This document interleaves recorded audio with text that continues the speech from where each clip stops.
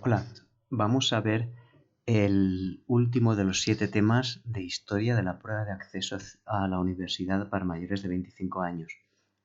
Como siempre, a la gente que se prepara la prueba de acceso al ciclo formativo también le interesa, porque ya sabéis que el temario, aunque esté organizado de forma diferente, presenta el mismo contenido en ambos casos. Vamos allá. El esquema que oficialmente debéis seguir, ya sabéis que tiene unos apartados obligatorios, consta de 3 partes. Primera, el fin del socialismo real en Europa y el nuevo orden mundial. Segundo, la Unión Europea. Y tercero, la globalización. Ya os adelanto que sobre globalización, en el tema escrito, lo que hay es un resumen del tema 15 de geografía que trata todo él sobre globalización. Así que lo que voy a hacer es remitirme a las explicaciones dadas sobre esta cuestión en ese vídeo. Lo que aparece en el tema escrito, como os digo, es un pequeño resumen, pero aquí, en este montaje de diapositivas, no se añade nada sobre globalización. Y veis ahora mismo que hay un añadido análisis regional por regiones. No forma parte del temario. Lo he dejado porque proviene de una versión antigua de este tema en el cual, además, hacía un repaso de lo que ocurría en otras regiones del mundo. No forma parte, insisto, de este tema, pero lo he dejado porque siempre conviene tener una pequeña visión global de lo que pasa por el mundo y puede, en un momento dado, enriquecer vuestra redacción si es que lo queréis utilizar. Una pequeña introducción. Este es un tema que hay que tratar de una forma un poco diferente. ¿Por qué? Porque estamos hablando del mundo en el cual vivimos nosotros. Por lo tanto, es más difícil, porque nos falta espacio y tiempo que nos separe de ellos. Os he dicho muchas veces que cuando se habla de temas como, por ejemplo, revoluciones burguesas o revolución industrial o colonialismo, hay ya unas tradiciones, es decir, se espera que contéis las cosas más o menos de este orden, hablando de esto y de aquello. Aquí tenemos más libertad. Para aquellas personas que tengan mayor conocimiento de la actualidad y mayor facilidad para la escritura, este es un tema que les puede venir muy bien porque da más margen a la improvisación o, si queréis, a la creatividad, mejor dicho, que los otros temas que son un poquito más obligados en cuanto a contenido. Es un tema en el que vamos a tener presente, bueno, pues que aunque pasamos a un mundo nuevo a partir del año 89, hay otras cuestiones que siguen manteniéndose de épocas anteriores. Sabéis que ninguna época histórica arranca de cero. Por ejemplo, si teníamos el bloque occidental o capitalista, el bloque oriental o socialista y las llamadas naciones no alineadas en la época de la Guerra Fría, pues ahora podemos seguir hablando de 3 zonas: el norte y el sur, como conceptos que vienen a resumir el desarrollo y el subdesarrollo, y un grupo intermedio que es el de los países en vías de desarrollo o nuevos países desarrollados que se encajan entre uno y otro de los dos grupos anteriores. Así también hay algunos conflictos en el mundo que vienen de otra época, vienen de la época de la Guerra Fría o incluso de antes. Algunos de estos que veis aquí: fundamentalismo islámico, narcoestados, neocolonialismo, conflicto árabe-israelí. Bueno, vamos a los temas que tocan, a los temas obligatorios. Primero, el fin del socialismo real en Europa y el nuevo orden mundial. Esta es el mapa de la Guerra Fría, que podéis recordar cómo era antes, el mundo en dos grandes bloques, liberal capitalista y socialista comunista, mundo que desapareció a partir del año 1989. Tenemos dos fechas clave: la caída del muro de Berlín, que indica el principio del final, y 1991, desaparición de la Unión Soviética, a partir de la cual ya definitivamente hemos pasado a otra época.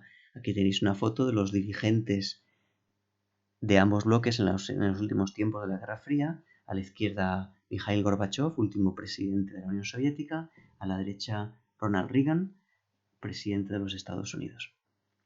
Y aquí tenéis también un par de imágenes icónicas de todo este proceso. A la izquierda, la caída del muro de Berlín en el 89 y a la derecha, verano de 1991, fracaso del golpe de Estado militar en Moscú, que significa la desaparición definitiva de la Unión Soviética. Esta persona que veis aquí, con unos papeles en la mano, es Boris Yeltsin, que fue en ese momento uno de los personajes principales de toda esta situación.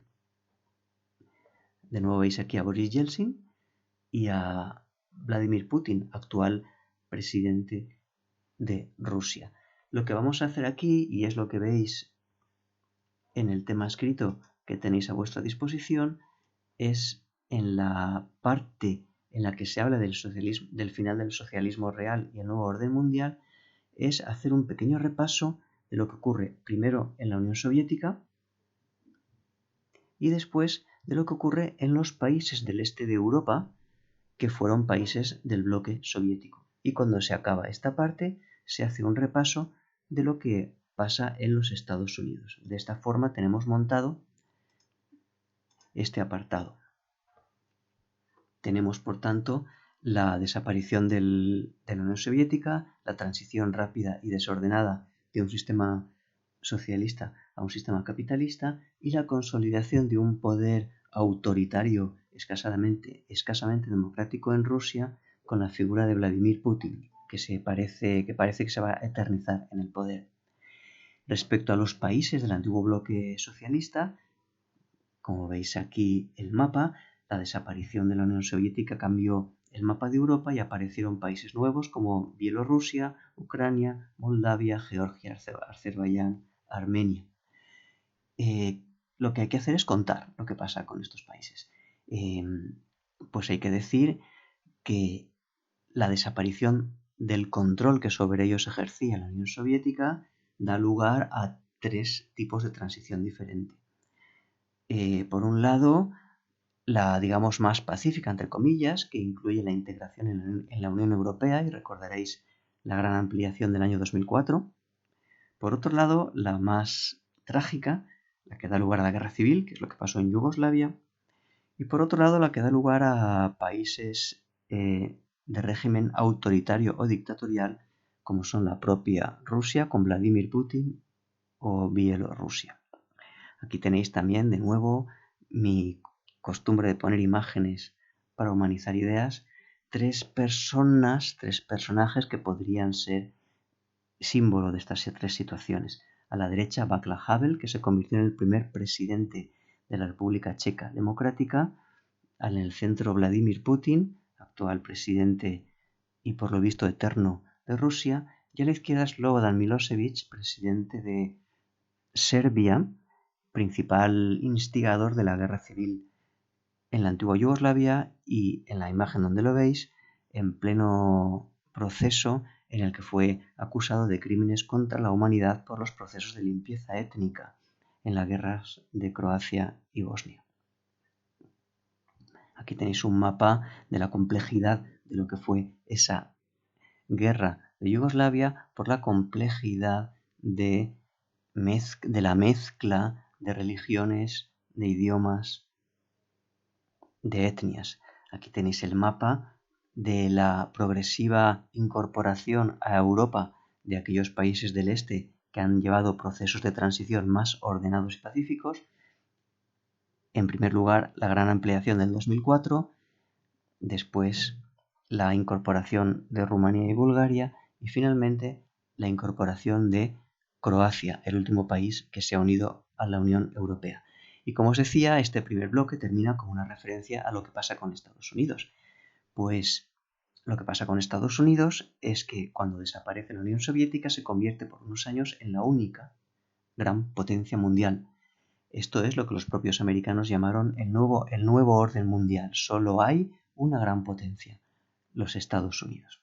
Podemos hablar, como veis aquí, de los momentos inmediatamente posteriores a la desaparición de la Unión Soviética, lo que ocurrió a partir de los atentados del 11 de septiembre del 2001 y mencionar algunas cosas que han ocurrido después, la crisis económica del 2008 y las presidencias de Barack Obama y la actual de Donald Trump. Bien, este señor, George Bush, padre, fue el presidente que estaba ocupando el cargo en Estados Unidos en el momento de la Unión Soviética. Es su gabinete el que plantea este concepto de nuevo orden mundial. Solo hay una gran potencia mundial, los Estados Unidos, que son los encargados de, según ellos, servir de gendarmes y control del mundo. Esta es la época, por ejemplo, de la lucha y de la intervención americana en Oriente Medio. El momento inicial fue la primera guerra del Golfo, las dos intervenciones contra Saddam Hussein. Después podemos hablar de otros acontecimientos, como os decía. Después de George Bush padre vino Bill Clinton y a continuación apareció George Bush hijo, que tuvo 2 mandatos. Fue la época, como veis ahí, de la continuación de la intervención en Oriente Medio, del conservadurismo moral y político en la vida americana y de la continuación del proceso de privatización según ideas políticas neoliberales. Fue durante su mandato cuando ocurrió los acontecimientos del 11 de septiembre de 2001 y la expansión por todo el mundo del problema del terrorismo, del fundamentalismo islámico. Aquí tenéis la imagen más del personaje más famoso de esta línea, Osama Bin Laden.